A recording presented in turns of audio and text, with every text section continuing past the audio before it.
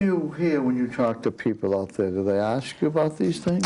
Well, it's really interesting because I've got a comparison now between running 2 years ago and running now. And if you take, for example, I fly out the elementary schools. I go there in the morning, hand out flyers, each of the 15 running into the election, okay?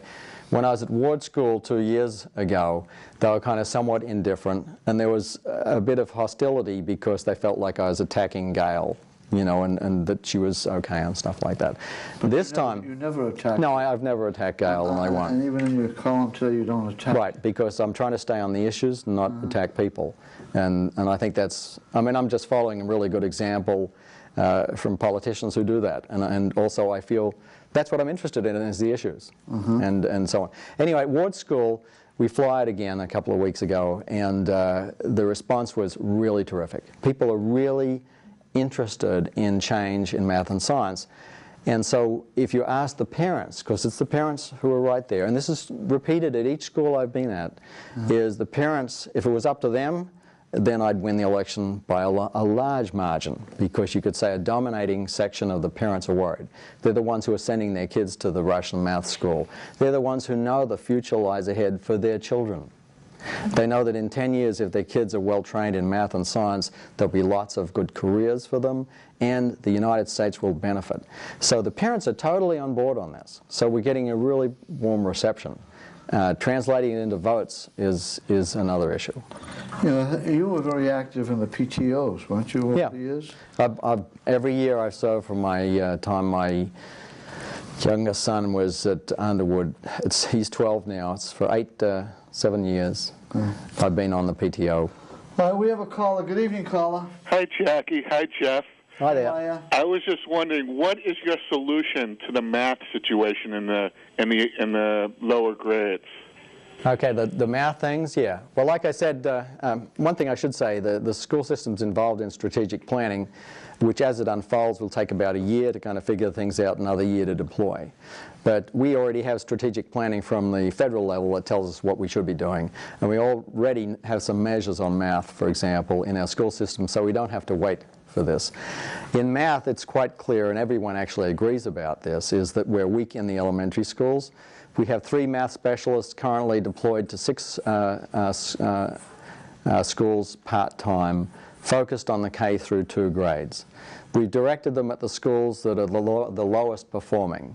Okay, so that's not enough. It's $150,000, which is, if you compare it to Newton North's price, is 0.1% of the cost of Newton North.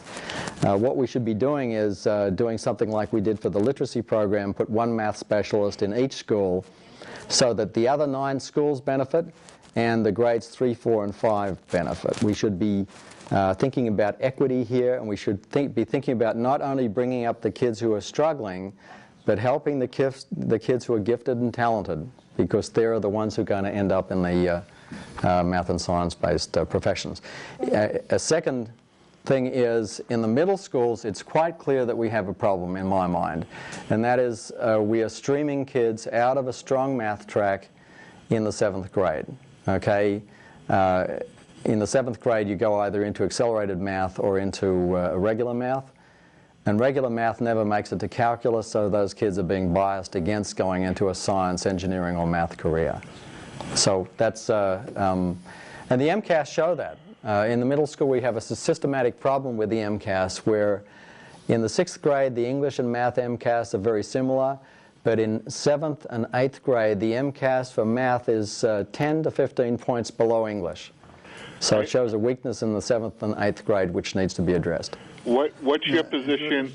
Did I read somewhere that the MCAS was going to start focusing more on technology, math and science? The science MCAS is coming to us, right? So in the elementary schools, it's just started up, and we have to get to proficiency there. Bobby, do we have another call? It's me again. Hello? Hello? Hi, Jeff, one last question. What do you think? Do you think the schools need an override? Do you think that do we need an override? Yeah, we've been backed into it. You know, there are people who will hedge about it, but the Newton North School went from being something like a 50 million renovation to a 150 million use school, and you can't just come up with 100 million out of nowhere. And so, what about this override the mayor's talking about now? This is a operating override, right? And he's talking about maybe $30 million. That's my. I haven't seen the number on it. That's but my number. What I'd look to say is we've got to fund the Newton North project to the tune of $8 million a year, which we don't have. So there's at least going to be $8 million. The mayor will talk about health care and pension fund things. And, you know, you can pick and choose which part of the budget you're going to say is the problem.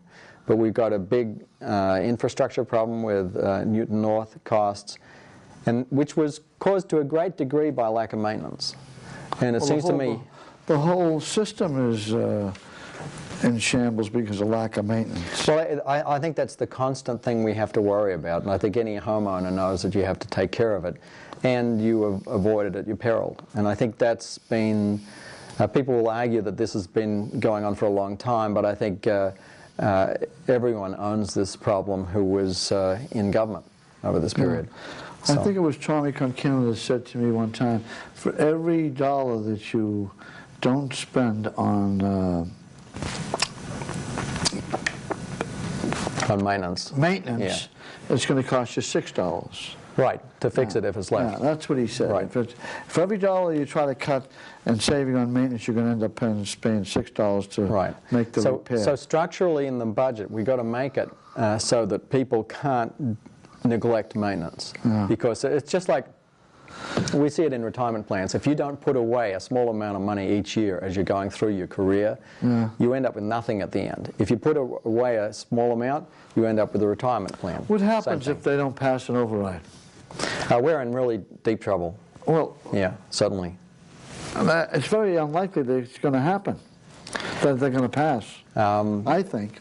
That's a whole political battle that they're going to have to wage. Well, I'll tell you, it's the last time they had an override, it only passed by 700 votes. Right, it was very contentious. And there was a lot of dirty tricks. Right, and I think that in general we should get used to doing debt exclusion overrides. Now, so anyway, he's got an override for operating expenses, and then he's going to have to get another override to pay for the high school.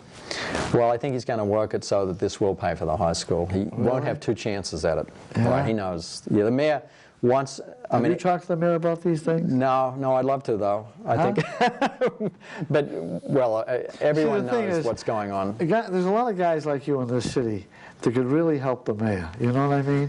Well, because you're a mathematician, Bob Gifford and other people like that are very good too, and they do help. But there's this whole political thing of, you know, arguing for, you really want A, but you argue B. You know, it's like we're really trying to solve the infrastructure problem for buildings, but we're arguing healthcare and pensions. And so certainly they're part of the problem, but structurally we know that, you know, we have to pay for all these buildings, and the elementary schools. We have to pay for Zervis and Cabot and Angier, and that money is the second wave. And what I would argue is this. I think that we have not managed the Newton North project as well as we could have. We've paid more money for it than we should have.